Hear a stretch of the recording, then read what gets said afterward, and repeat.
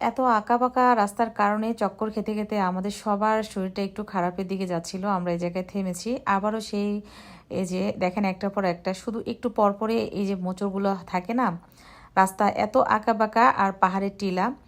তো যাই হোক, তারপরেও ঘুরতে যাচ্ছি, নতুন নতুন অভিজ্ঞতা হবে, এটাই তো স্বাভাবিক, তাই না?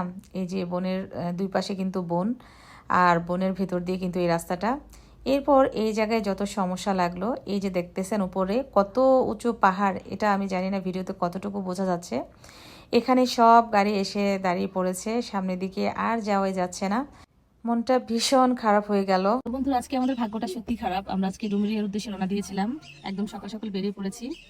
আমরা প্রায় অর্ধেকের বেশি রাস্তা চলে আসছি, কিন্তু আমাদের ভাগ্যটা অনেক খারাপ। রাস্তায় অবরোধ, যেতে পারতেছি না, খুব খারাপ লাগতেছে। এরকম ট্যুরে এসে আসলে যদি ঘোরা না যায়, কষ্টটা যদি বৃথা যায়, আসলে কষ্ট লাগে। এখন ফিরে যাব তো হয়তো আগরতলার দিকে চলে যাব, কিছু করার নাই, মনটা খুবই খারাপ।